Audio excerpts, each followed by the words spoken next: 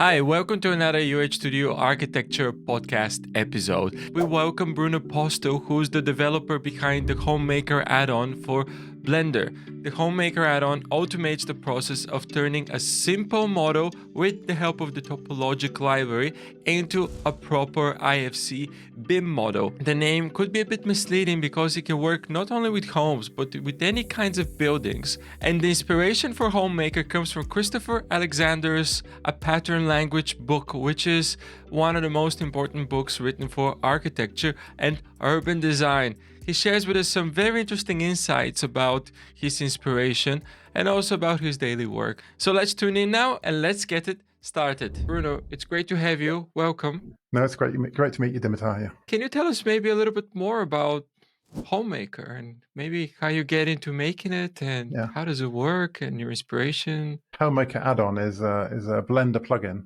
that works with Topologic and Blender BIM. As a short description, what you do is you draw the shape of your building. It could just be a simple cube, and you click a button, and it creates the whole building as an IFC model. So you go from having a simple cube to having walls and windows and ceilings and floors, and it's basically everything you need to then take that forward as a project. So it's as such, it's kind of an early design tool.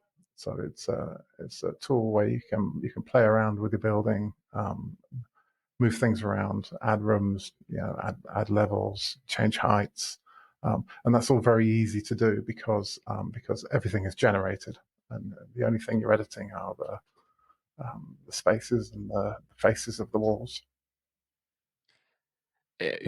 You make it sound. It's actually even more exciting than the way you describe it, because you basically have a conceptual model, right? Let's take a cube, for example, and we maybe rotate or extrude the cube a little bit, right? And then you press the magic Homemaker button or build or whatever it is. And from that extruded cube, it produces a pretty detailed massing, right? With walls, with windows, with floors, with even with rooms on the inside, right? That's right, yeah, and of course it's completely stylable. So it's equivalent to if you're familiar with cascading style sheets on a web page that you can create. You can create a style sheet, and your web page will be completely different depending on what style sheet you're using. So Homemaker has the equivalent of a style sheet. You define your styles as an IFC library. So you create all the windows that you want to use in your buildings, and you define all the different wall types and floor types and so on. And then that style is then used for every building that you create. And so you can technically have the same massing, and you can apply it to quite different styles and have them maybe with even the same areas, with the same floor plans and so on, but with different architectural aesthetic. Yeah, sure. So depending on the style you pick, your walls could be a glazing system, or they could have lots of small windows, or a big window, or different wall thicknesses, different materials, whatever you like. Yeah, so we were talking on a previous episode with Wissam, and who's the creator of Topologic. So he was mentioning, we were asking, talking about projects that are utilizing Topologic, because he mentioned that at the time currently Topologic is more of a developer friendly tool, almost like a framework that others can incorporate into their software tools to help them push designs further. And so what we're talking about Homemaker specifically, that it's one of those tools that currently is maybe using one of the more advanced aspects of what Topologic is capable of. Yeah. So Wasim's developed this a Topologic library, and as a library, it's really only usable by programmers. Mm-hmm. So the innovation, as far as I'm concerned, with Topologic is that in computer modeling, you create objects, and we have this thing that we call a manifold, which is a sealed, like a cube is a manifold. It has 6 faces, and they're all joined together, and so there's space that's inside and there's space that's outside. and we can query. We can ask the computer, what's the volume of this space? Is this point inside the space or outside the space? And Wasim's innovation is that we can now create models where you have multiple spaces together.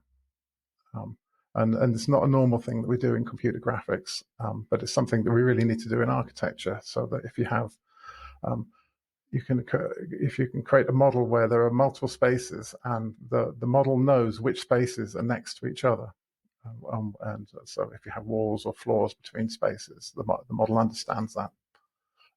So in terms of modeling buildings, this is the kind of information you need in terms of energy analysis, or even just figuring out if you can get from one room to the other. Are all the rooms in this building accessible? Yeah. So when I saw that Wasim had created this library, I took this. Homemaker is actually a project that's got quite a lot of history as an evolutionary design tool. Mm-hmm.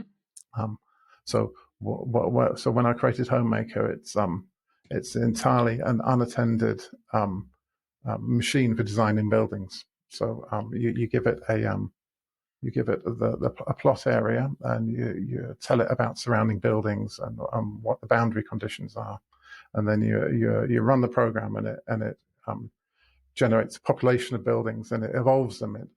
It does mutation and crossover, and it generates a building. It can take days to do this, but so that was my initial Homemaker project. Now, one of the criticisms that software always had is that it's completely non-interactive. So if a designer wanted to control that process, they're out of luck. Mm-hmm. It uses Christopher Alexander's pattern languages as a fitness criteria. I don't know if anyone knows about Christopher Alexander. He wrote a book called A Pattern Language in 1977, which is it's 253 patterns. They're all basic rules about what works in buildings and what doesn't work in buildings. It's a classic. So things like it's a classic book. Yeah, it's possibly one of the best-selling architecture books of all time. Now, the problem with a pattern language is that you have all these rules, like there's 159, which is light on two sides of every room. So this is a rule that says, well, all rooms should have windows on two sides of the room. Now that's a great thing to say, but actually it doesn't tell you how to design that building. Mm. The pattern language isn't a design method as such, and architects historically have had a lot of trouble trying to integrate a pattern language into their practice. So because you have all these rules, and you're trying to balance them all at the same time, and it's an optimization problem, and you're juggling, and actually it doesn't really work when you're trying to integrate clients' needs and on all these patterns all at the same time. It's very difficult. So I built this evolutionary design software that designs buildings using all these patterns, and it tries to integrate and balance perhaps a dozen of these patterns all at the same time and conjure up a building.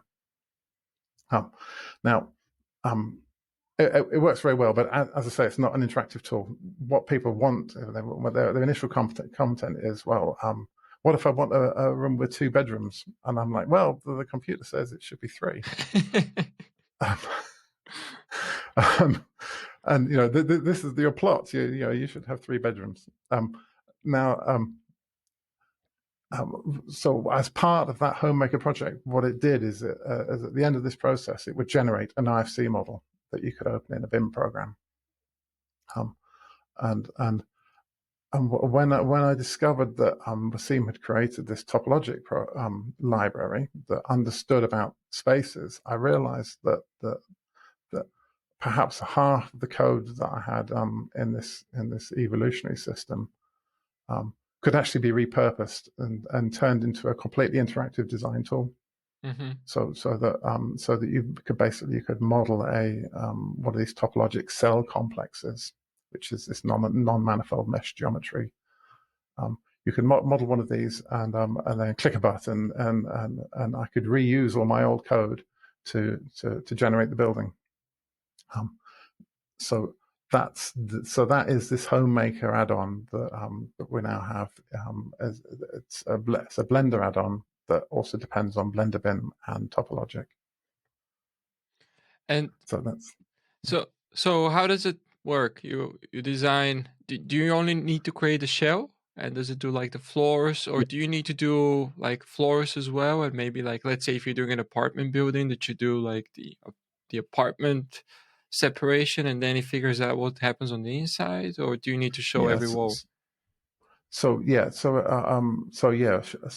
with the interactive tool, you need to draw all the walls. You don't need to indicate where windows and doors go. The software will try and figure that out.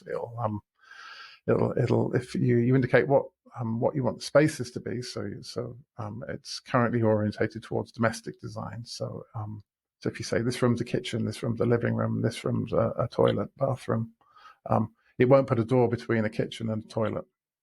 And so it has some built-in rules like this, and in general, it will generate the building that makes sense given the spaces that you've created. You can you define the geometry using normal Blender tools. So Blender is an incredibly sophisticated, in fact, way too sophisticated in some ways, tool for creating 3D objects. And Homemaker only really uses a tiny fraction of that capability. So, because when you're designing buildings, you're generally designing cubes or cube-shaped things, or roofs and shapes like that. So it's quite easy to use, even if you're not particularly familiar with Blender. So you said its primary aim at the moment is domestic design. Do you mean like small private units, like terrace housing, or also larger multi-story buildings? Yeah, now that's been my orientation when creating it. But actually, I've done test models that are very large. So no, I've done test models that have dozens of rooms or even hundreds of rooms, multiple stories. Yeah, you can design whatever you like. It isn't limited by my intent. I mean, all the styles that I've created are very much domestic styles. So you could design an office building with it, but it's all going to have kind of domestic windows and doors at the moment, unless you create your own styles. Mm-hmm. And what kind of do you know of, like the kinds of people that are using Homemaker? In case you happen to be new here, the UH Studio Architecture podcast talks about the latest innovative technology in terms of parametric design, open source design tools. We invite a number of different guests with which we talk about architecture design, the importance of technology, and computational design. If you would like to support the work that we're doing, you can become a patron, or you can buy one of our courses available at uhstudio.com. Who's using it? I mean, I'm using it, but my practice isn't. I'm not designing buildings at the moment. My work is mainly with sculptures. Okay. I do the space between the artist and the engineering of doing very large sculptures. So I mean, there are people who've used it for designing game levels. I mean, there are maybe architects using it for doing proposal designs, but the people tend not to share these kind of things on the internet. So actually, I don't know who's using it for what. To me, it sounds like, and we've talked before on the forums for OSArch, and in case you guys don't know OSArch, it's a open source architecture community that's actually beyond architecture now. It's incorporating all of AEC, so architecture, engineering, and construction professionals who are interested in progressing open source tools. So Bruno, you have an excellent post there on Homemaker, which is quite popular, sure. Right? And I remember asking maybe a few years back how to install it, and I think at that point it was a bit complicated. But correct me if I'm wrong, but the latest version, is it just an add-on that you install like any other? Yeah, it's very much changed. When I started building it, was these things you tend to create the proof of concept, and it's all bits and pieces cobbled together from various locations, and it's not so easy to install. But no, now it's there. There are 3 downloads. There's Windows download, a Mac download, and there's a Linux download, and you just pick the one that you need, and then it's a one-click install within Blender. So as long as you have Blender BIM installed. Okay. And does it depend on like a specific Blender BIM version, or can you use? No, it's not particularly fussy about Blender BIM, but because Blender BIM is moving so fast, that there are just new features every day, that really should be using the latest version whenever you do anything with Blender BIM. Yeah, and in case the audience is not familiar with Blender BIM, that's another plugin quite popular for native IFC authoring directly in Blender. And it's quite interesting because you're using Blender's interface, but all of your objects are actually IFC objects. So in other words, there's no import and export when it comes to IFC models. You open them natively, they open as fast as you open any native file format in any program, and then you save it natively. So it's quite an interesting plugin for BIM, for architecture and engineering.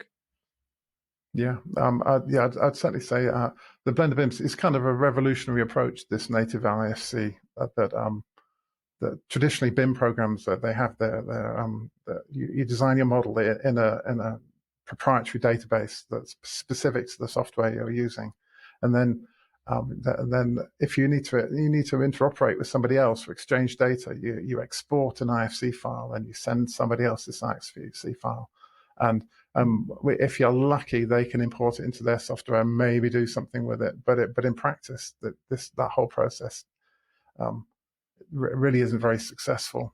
But what we've discovered with Blender BIM is that by working with IFC natively, it's great. The IFC file is a text file with thousands of lines, and if you edit a wall in Blender BIM and then save the IFC file, there's only quite often just a handful of lines in the file that have changed, and the rest of the file is exactly the same.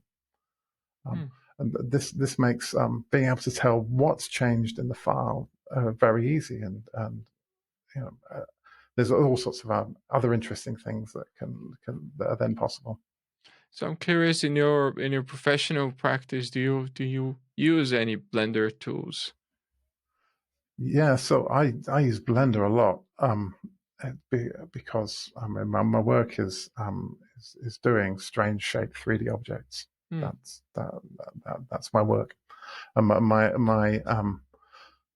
skills are very much to do with knowing what can be built and what can't be built, and you can build this shape, but actually that's going to be expensive. You can build this shape instead. We know how to build something that's equally good using a different technique, and so I use Blender for an awful lot. I use Blender Sphere Chalk, which is a graphical node, graphical programming environment that's also another Blender add-on. But mainly I've been really coding it all myself and using Blender as the editor viewer, but generating geometry using a collection of scripts that I built up over the years.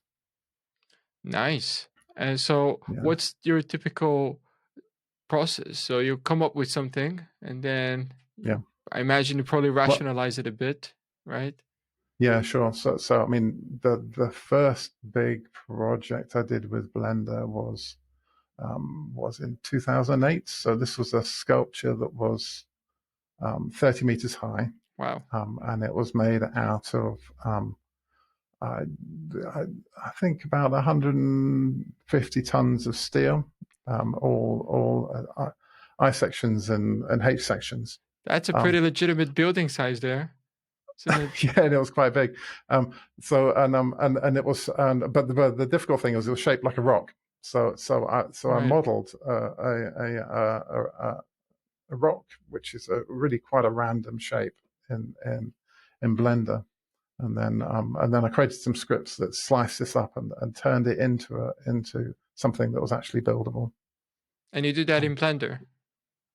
Yeah, so I modeled the rock in Blender, and at the time there was nothing like Sverchok, so there was no way that I could do this slicing up process.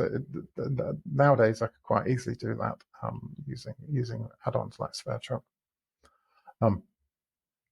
Um, so no, that was then done entirely. I have a whole load of Perl scripts that do manipulations of geometry. So I did it all offline and then re-imported it back in. But since then, it depends because some some of these sculptures are very easy to do in Blender. Some of them I do in other tools. I actually have a whole series of different 3D design tools, and I swap data between them, and pretty much Blender's involved at some point in all the projects that I do, but it's not necessarily the main tool for creating shapes.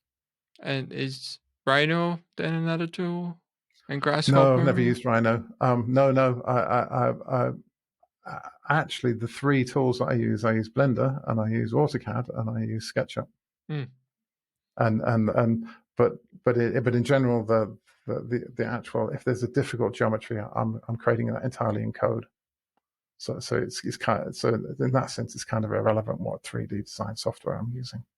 So you do the whole thing then. So you come up with the sculpture concept? Yeah? No, I Okay. generally work with an artist. Oh, So I see. no, I'm not the artist. So and I fit in this space in between the artist and the engineering. That in general, the artist and the engineer may not be able to communicate very well. Mm-hmm. Whereas Basically two different languages in a way, isn't it? And you're the two different translator. languages. Yeah, and I'm the translator, but I'm the person who knows what I know enough engineering to be able to hand it over. So I do quite a lot of the engineering, and I hand it over to an engineer who can then check it or tell me that it doesn't work. But I also on the other side, I'm working with the artist who says, I want to do this. This is my concept. How can we build that? Hmm. So I imagine people like Amish Kapoor probably have like consultants like you to help them out with their. Yeah, but I don't work with Anish Kapoor, but I do work with other artists. Yeah. Yeah. So how did you get inspired? Do you have like an architectural background, or where did the idea of Yeah. homemaker sort of Yeah. come from? I studied architecture. I did my part one and my part two in the UK. Mm-hmm. Um, and but I've then worked in architectural practices a bit, but not very much. Kind of it's yeah. Didn't to be honest, I didn't really enjoy working in architectural practice. Mm.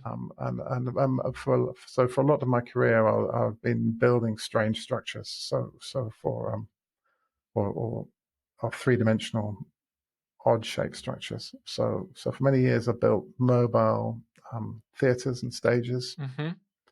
So if you've ever been in a UK festival, you've probably seen a band in one of the tents that I designed. Oh, cool. The Kayam concert tent, and there's another one called Tensile One, which was, when it was built, was the largest mobile venue ever built. But my practice has more or less moved on from there to doing these sculptures for the last 15, 16, 17 years. It's interesting because maybe like as you know, the architecture profession has changed quite a bit in the last, let's say, 20 years or so, where Mm-hmm. maybe the profession does need expertise with people like you that know how to build funky structures. Yeah. I mean, though I'm part of my frustration with architecture is I found this book, this pattern language book, Yeah. and I wasn't able to use any of this stuff, Mm. because actually what architects are doing day to day is building not very interesting buildings. So I moved away from that, but I always had this idea that I really want to try and make this pattern language thing work. Yeah, because despite it being one of the best-selling architecture books that's ever been written, people don't use it. Yeah. and so I felt like I kind of needed to find a way, and I saw that that this evolutionary technique was going to be one way of approaching it, and so one thing led to another. So I got back into architecture by doing this evolutionary homemaker tool, and then that's progressed when Blender BIM appeared, allowed me to actually use these IFC files, and then TopLogic appeared, and I thought, here's another tool. We can make this interactive design tool. Yeah. From as an experienced architect, that has Mhm. been using fairly sophisticated tools, and Yeah. seeing how quickly you're pushing, Logic's pushing, Blender BIM's pushing the open source space within architecture and design. It's actually really cutting edge stuff that people perhaps don't even Mhm. realize how fantastic these new tools that you're developing are, and how much they can actually aid in the progress of architecture design, speed it up. Yeah, I know. A Blender BIM's been a wonder that although it started from it started from scratch, it's actually been useful from day one, because actually lots of people have a real need to open an IFC file, make some changes, and save it again, Yeah. and so that's been what people that's so it's been a viable product right from the beginning. And but now Blender BIM has a whole load of design tools. You can draw walls. You can do all the things that you would normally expect to do in a BIM tool. Um, and yeah, so lots of people are using it for all sorts of things. Yeah, I'm really looking forward to the day where I can dump my, Revit tools and just use Blender based tools to design. And for the most part, in regards Hmm. to design, we're pretty much there with a lot of these open source tools. It's the documentation Mm. side that may need to Sure. evolve a little Yeah. bit more so it becomes useful to even more people. Yeah. So creating drawings, that's the thing that we need to be able to do. And Blender BIM's getting there, and a lot of the development lately has been related to making sure that the drawing side of things works well. Which is like really crazy to think about it, right? So Blender started as an in-house animation and movie, Hmm. creating 3D software, right? But because it's Yeah. this really advanced 3D tool, which is open and has a pretty good API, that people can use it as a base and create all these wonderful things on top of it, and kind of use it as a black box in a way, right? That they expand in many different ways, and that's what so open source does, isn't it? It's like, great, now instead of having to pay to use Revit, and lots of architects these days, they develop a lot of architecture practices develop their own tools for Revit, let's say, if there's a missing feature, but that stays in house, that rarely goes to the public. And what happens is, because everybody's working to develop this closed source tool,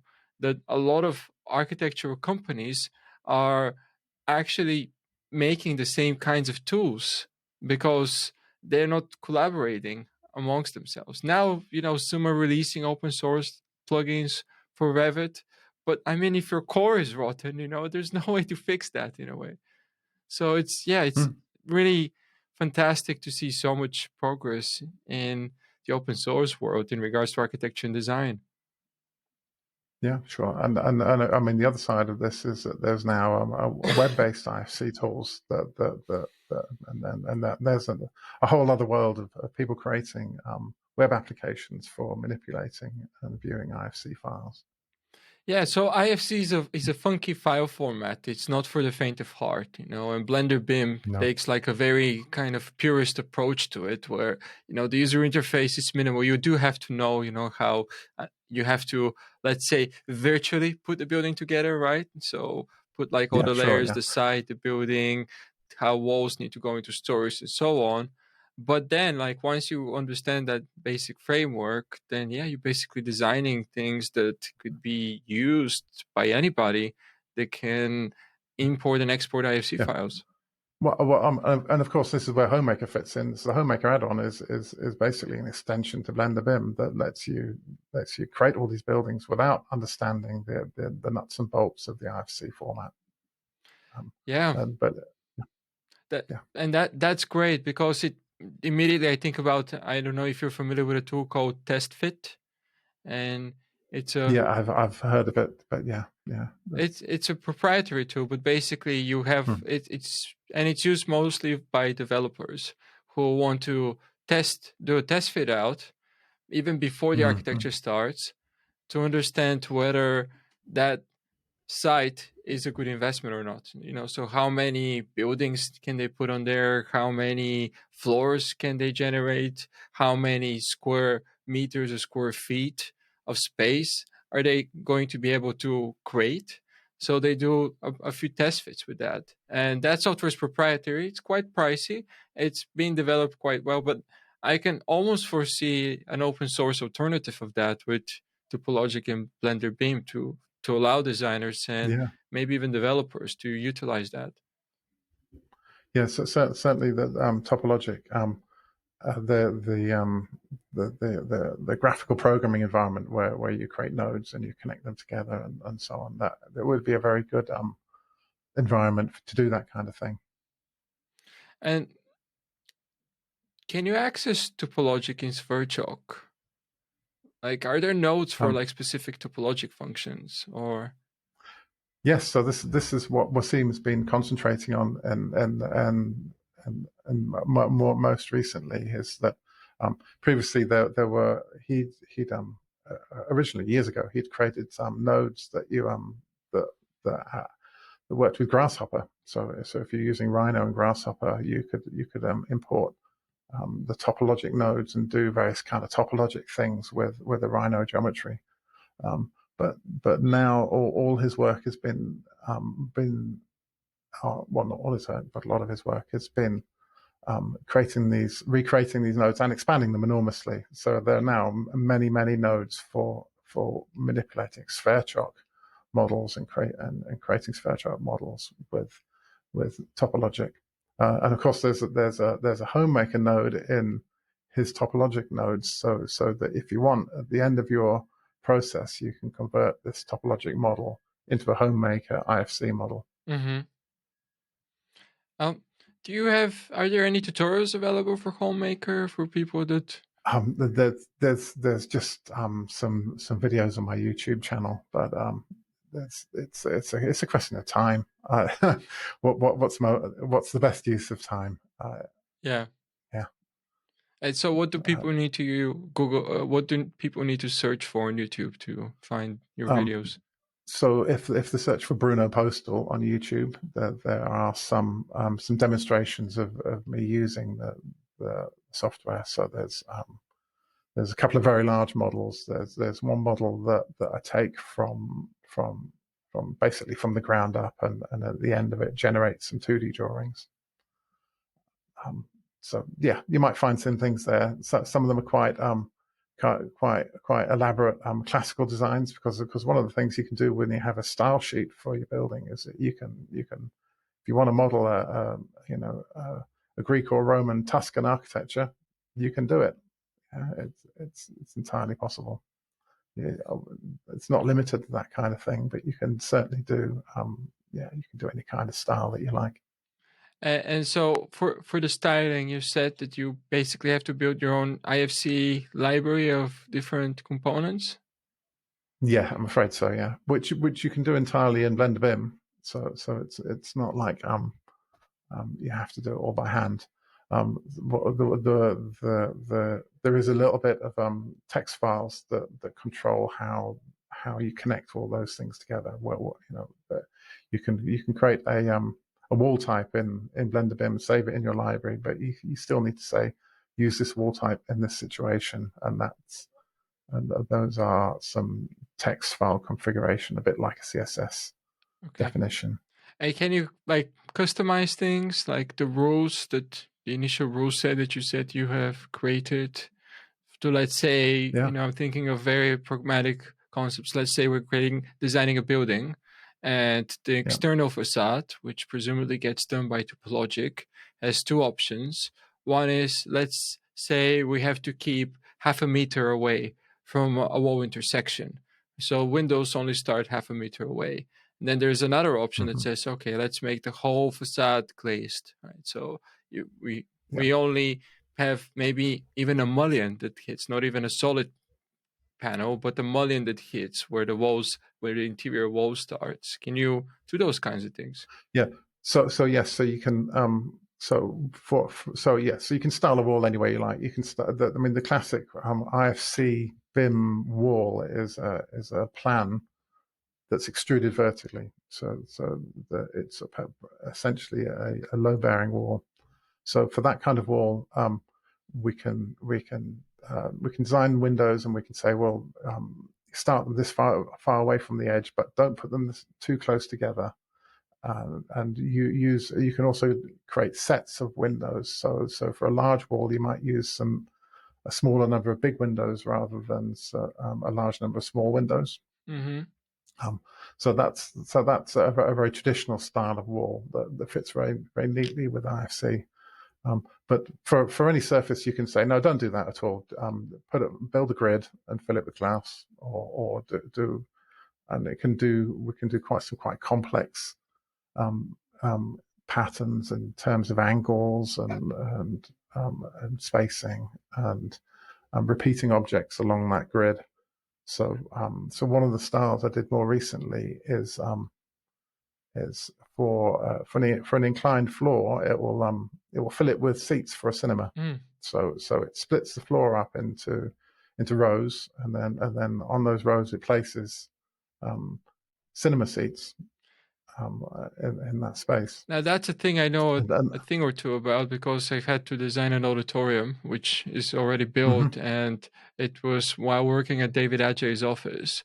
So he's quite sculptural, let's say, in regards to his approach to architecture design, which in some ways sure. ignores what happens on the interiors. So what was happening is that we would get he would come up and ask for adjusting the shape a little bit. And what we had to do is completely redesign the interiors. So, Yeah, which takes days. Yeah, well, I or if you're lucky. I Yeah, decided yeah. to pick up Yeah. Grasshopper. This was maybe 10 years ago. So I decided to learn Grasshopper then, because there was no way, it would have just been crazy Hmm. to, start out with the arc, draw my arc radii for all the seating plans, and then position the seats and so on. So I definitely have to check that option out, because I know intimately how difficult the process is. Yeah, And also I worked for HOK in the sports and entertainment division, where sure. a colleague of mine designed his own the company's plugin for creating bowls. So the sports bowls, where Right. it's basically like the seating arrangement, but the goals in the round, right? And the round is Hmm. various different shapes depending on the necessities in the program. So that's kind of out there in a way where parametric design is definitely needed, or Yeah. tools that automate the parametrics for you, like TopoloGic. Yeah. Yeah. I mean, so certainly seating design is a thing where quite often you start off with the seating geometry, and that defines your building. And because because traditionally it takes so long to come up with the seating geometry, is that you hardly ever go back and re-examine it.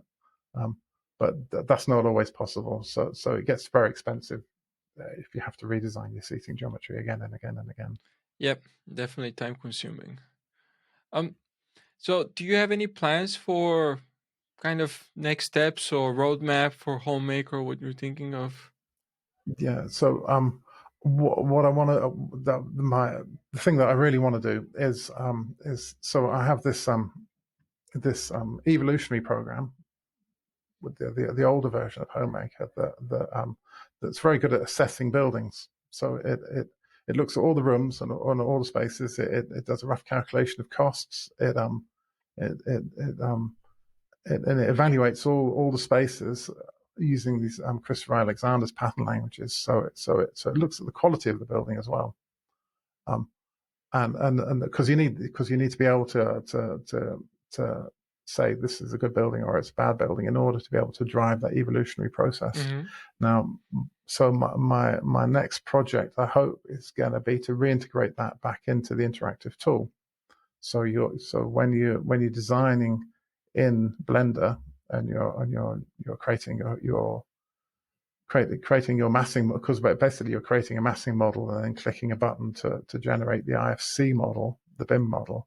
At that point, it will give you a report and tell you what's wrong with your design or what can be improved. Mm.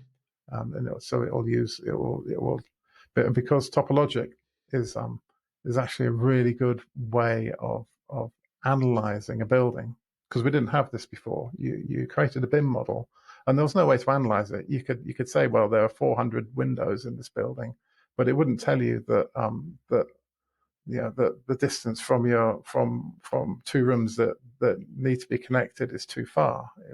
It didn't have that kind of understanding of what the building was that you were designing. So I want to reintegrate all that kind of thing. Reintegrate the pattern languages, and it'll almost be like an assistant that will help you design your building as you go. Nice. So I don't know if you're familiar with Sapphira and like some of the tools that SketchUp has been developing lately, because No, I haven't. No.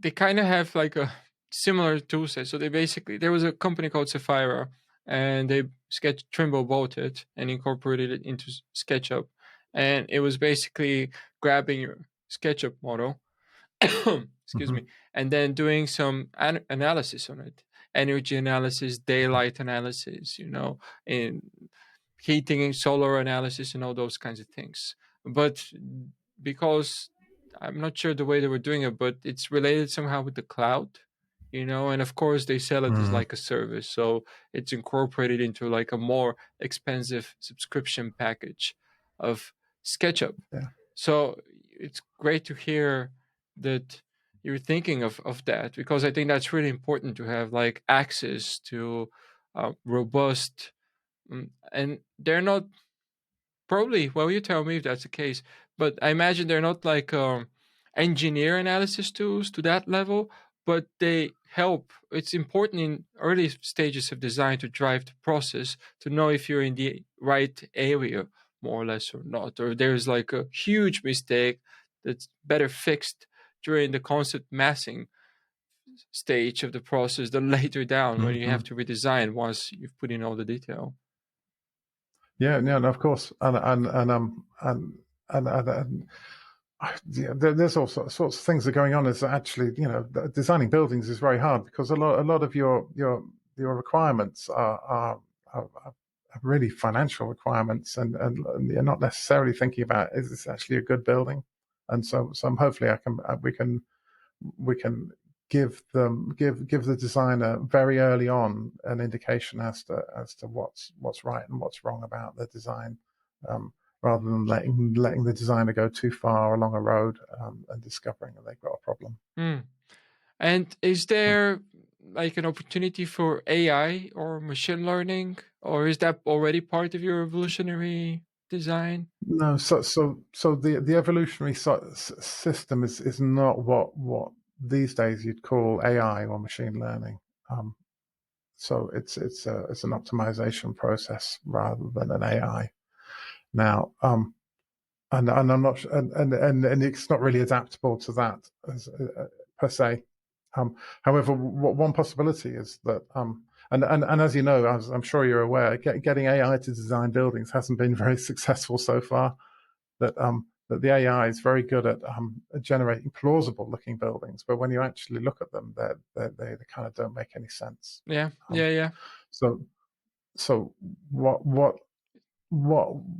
I'd, well, and somebody else is welcome to try this because it's all open source software, is to generate perhaps generate thousands of buildings using the evolutionary design tool.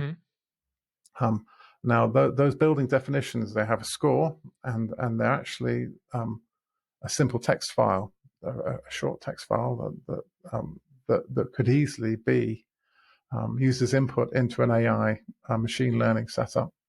So potentially that you could then create an AI tool that generates buildings in a similar way that the evolutionary system did, but does them much faster, and using all the knowledge generated by the evolutionary tool. And that would be fun. That would be, you'd be able to create an interactive tool where you design you give it your plot space that you want to put your building in, and it will generate a building instantly. So that would be fun. I don't know that I have the time or space to do that. So as I say, it's people are willing to pick that up.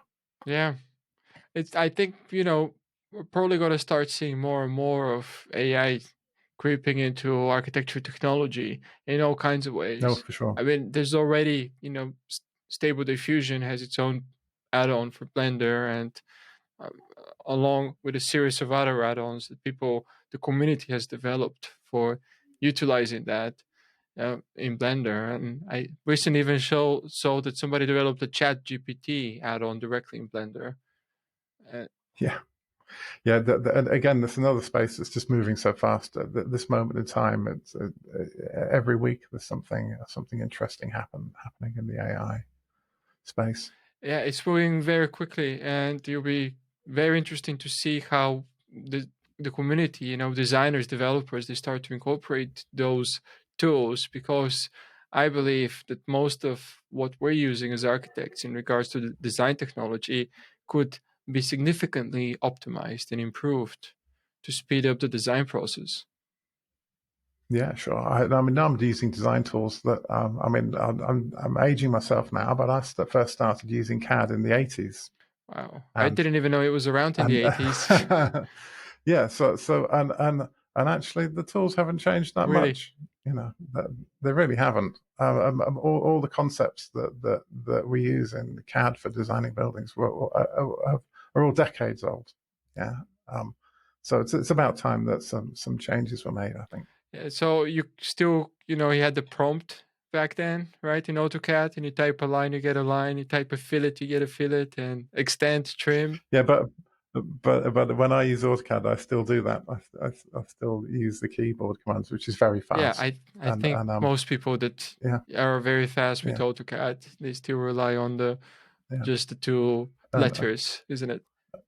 And exactly, and it also helps you when you're picking up a new version of AutoCAD where they've moved everything around, but you don't need to know about that because you can use the keyboard commands. I remember when they changed the interface, with the ribbon interface.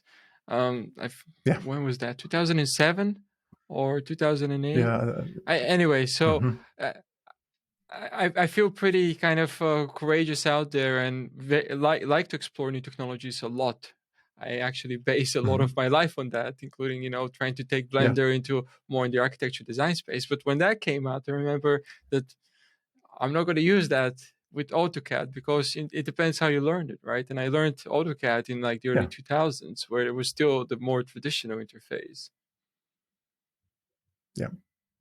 No, and I would still recommend. I mean, AutoCAD isn't going away. It's a very fast and capable tool for the range of things that it's good for. So I tell people that use AutoCAD that they actually also know Rhino. They don't realize they know Rhino, because Rhino started out as a plugin, a 3D plugin for AutoCAD in the mid 90s.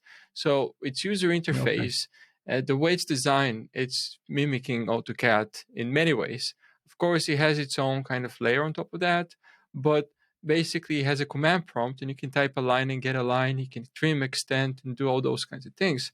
So since I've started using Rhino a lot more, I actually don't use AutoCAD at all, because many people don't realize that Rhino is actually a great tool also for drafting. Okay, that's good to know. Yeah, and it's not subscription, which is the most important thing sometimes.